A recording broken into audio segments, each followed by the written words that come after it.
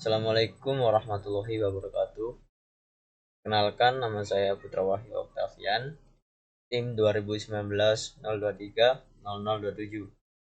Sini saya akan mempresentasikan tentang judul Desain Sistem Keamanan dan Kecepatan Kendaraan GPS Tracking dengan Arduino berbasis IoT.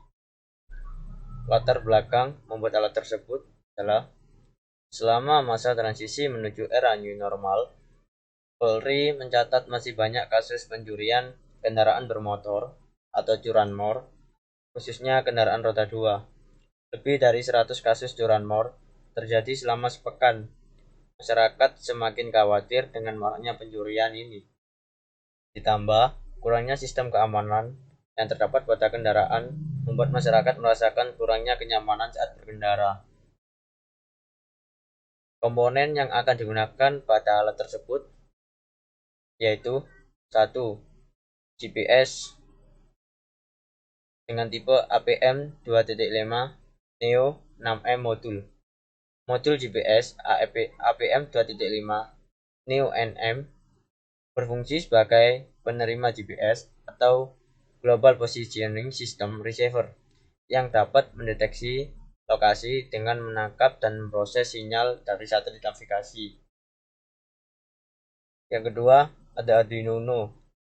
Arduino Uno adalah board microcontroller berbasis Atmega. Jadi di dalam Arduino Uno itu memakai IC Atmega 328. Yang ketiga, ada modul SIM.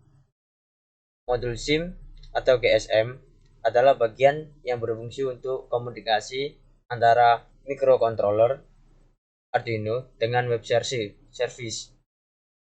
Yang keempat, ada Android. Android merupakan salah satu sistem operasi yang sangat berkembang saat ini dengan berbasiskan Linux. Sistem operasi ini dirancang untuk mengembangkan perangkat seluler layak sentuh seperti smartphone dan juga komputer tablet. Jadi user itu akan menggunakan operasi sistem Android.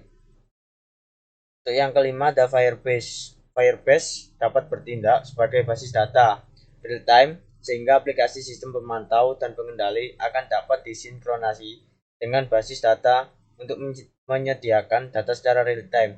Jadi Firebase ini berfungsi untuk menyimpan data dari microcontroller yang telah menerima sinyal atau titik koordinat dari GPS. Berikut diagram blok. Sini cara kerjanya, GPS akan mengirim data atau titik koordinat ke microcontroller yang sudah dikirim dari satelit GPS. Kemudian data dari microcontroller akan dikirim ke cloud dengan menggunakan jaringan internet melalui GSM. Lalu user bisa mengakses atau mengontrol microcontroller tersebut tanpa kabel dan user menggunakan internet. Untuk relay sini berfungsi untuk meng-on-off-kan ICU atau kelistrikan. Jadi user bisa menonaktifkan atau mengaktifkan kelistrikan sepeda motor tersebut. Jika di perjalanan ada suatu hal yang tidak diinginkan seperti kena kejahatan, user akan menonaktifkan kelistrikan dan motor tersebut akan mati. Berikut hasil dan pembahasan. Pengujian modul Arduino Uno. Pengujian ini dilakukan untuk mengetahui apakah modul Arduino Uno berfungsi dengan baik atau tidak. Dengan cara seperti gambar di samping untuk mengujinya. Kemudian untuk menguji relay, dapat dilakukan dengan memberikan tegangan 5 volt dan 0 volt pada basis transistor BC148. Transistor BC148 merupakan transistor jenis NPN. Transistor jenis ini akan aktif jika pada basis diberi tegangan 0,7 volt dan tidak aktif jika pada basis diberi tegangan 0,7 volt. Aktifnya transistor akan mengaktifkan relay. Jadi, relay tersebut akan aktif jika transistor tersebut aktif. Pengujian modul GSM.